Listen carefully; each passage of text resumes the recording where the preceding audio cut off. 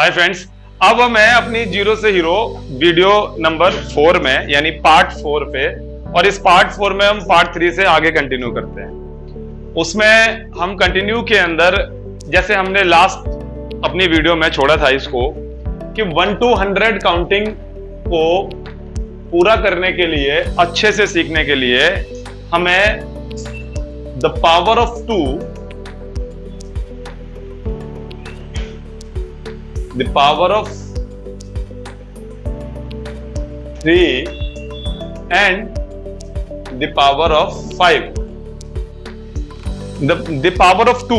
इसका मतलब है हमें कहां से कहां तक 2 की पावर याद करनी है। 2 की पावर 1, 2 की पावर 2, 2 की पावर 3, इस तरीके से हमें करते करते 2 की पावर 7 तक जाना है। 3 की पावर 1, 3 की पावर 2, 3 की पावर 3, ऐसे करते करते हमें 3 की पावर 5 तक जाएं, ज्यादा बेटर है। अदरवाइज आप 4 तक भी इसको कंटिन्यू कर सकते हो।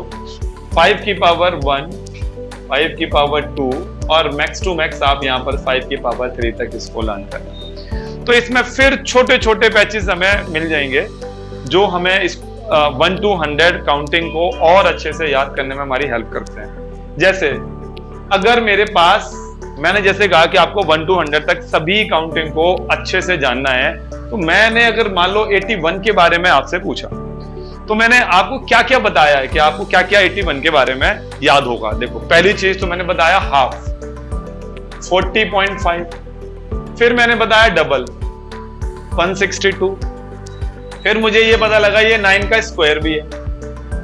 ओके, फिर मेरे पास आया कि ये 3 की पावर 4 में भी आता है। ओके, और वैसे इसके फैक्टर्स जो हैं वो कौन कौन से होंगे वो भी आपको बता दिए जाएंगे। फैक्टर्स इसके, ये 1 के टेबल में आता है, ये 3 के टेबल में आता है, ये 9 के टेबल में आता है, ये 27 के टेबल में आता है, ये खुद 81 के टेबल में आता है। और क्या जानना है इसके बारे में? ये 100 से 19 कम है। कितना कम है? 19।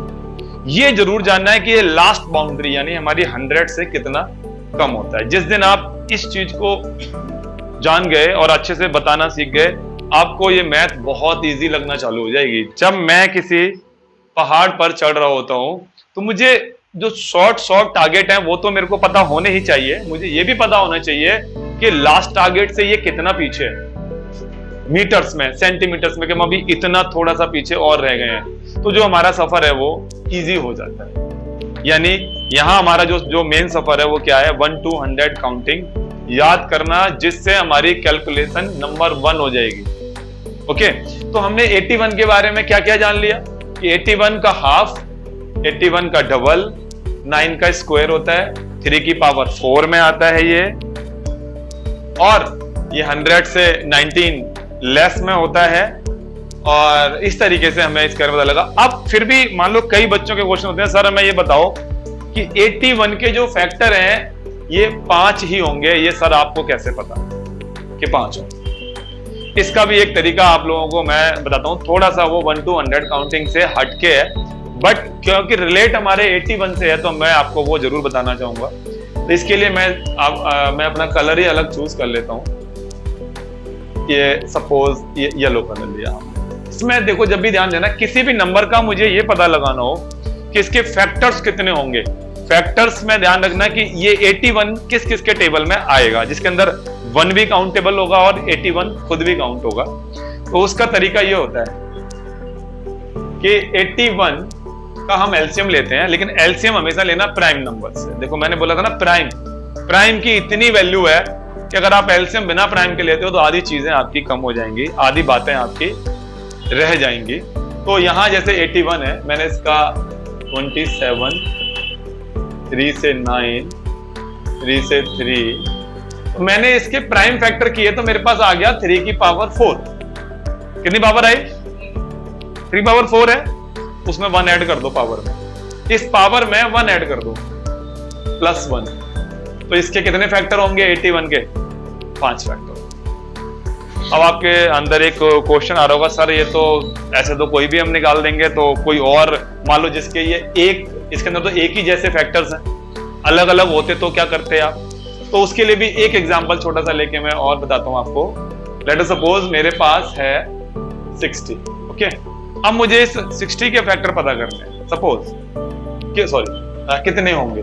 तो 60 के फैक्टर पता करने के लिए इसका एलसीएम निकाला, 30, 15, 3 एंड 5।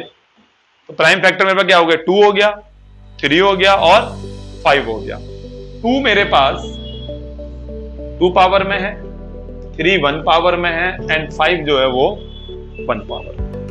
अब इसको कैसे पता लगेगा इसके मेरे कितने फैक्टर्स हैं? तो मैंने अभी आपको ये बताया था, जो पावर होती है उसमें 1 1 ऐड कर लेते हैं। ये 2 है तो कितनी हो गई 3, ये 1 है तो कितनी हो गई 2, और ये 1 है तो ये भी 2 हो गई। 3 2 जा 6, 3 2 जा 6, 6 2 जा 12। तो इसके कितने फैक्टर होंगे 60 के? 12 फैक्टर। अब यहां आप सोच रहे होंगे सर 81 तो बड़ा है, उसके 2 फैक्टर आपने बोला सिर्फ 5 होते हैं, और आपने बताया भी 5 ही थे। अभी यहाँ पर हमने यहाँ देखा 5 ही थे, 1 3 9 20 71। और सर इसके आप कह रहे होगे 12 होंगे, जबकि ये तो 81 छोटा है। तो यही तो हमें 1 to 100 सीखना है कि 1 to 100 में छोटा बड़ा कुछ नहीं होता।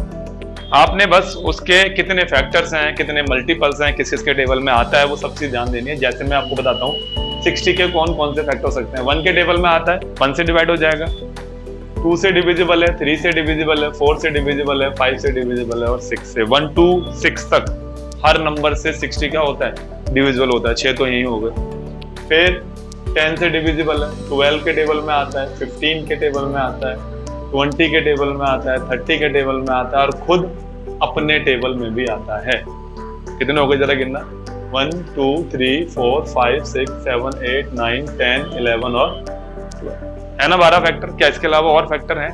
कभी भी जब भी आपने ये पता लगाना हो किसी भी नंबर के, ये तो मैं 1 to 100 की बात कर रहा हूँ, इसके आगे का भी पता लगाना हो कि इसके कितने फैक्टर हैं, ये किन किन के टेबल में आ सकता है, 1 को और अपने आप को भी काउंट करके।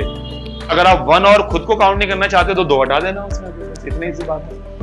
तो वो फैक्टर पता करने का एक ही तरीका है, प्राइम फैक्टराइजेशन करके उनकी पावर चेक कर लो और उन पावर में 1 1 ऐड कर लो। जैसे यहाँ पर 2 पावर थी तो मैंने 3 लिया, 1 पावर थी 2 लिया, 1 पावर 2 लिया, इनको मल्टीप्लाई कर दिया, आ गया हमारा 12। तो मुझे 1 to 100 में हर काउंटिंग को इस तरीके से चेक करना है, और ये धीरे धीरे होगा। मेरी 10 वीडियोस के अंदर जब आप देखोगे, ये तो अभी 4th वीडियो है, तो 10 तक जब आप जाओगे ना, आप इतनी बातें सीख चुके होगे 1 to 100 के बारे में कि आपको फिर 1 to 100 लगेगा सर ये तो बच्चों वाला काम है, पहले हमें काउंटिंग आती नहीं थी। तो मैं लगेगा पहले तो हम सिर्फ गिनती जानते थे 1 से लेकर 100 तक, अब तुम्हें एक्चुअल पता लगेगा कि 1 to 100 होता है।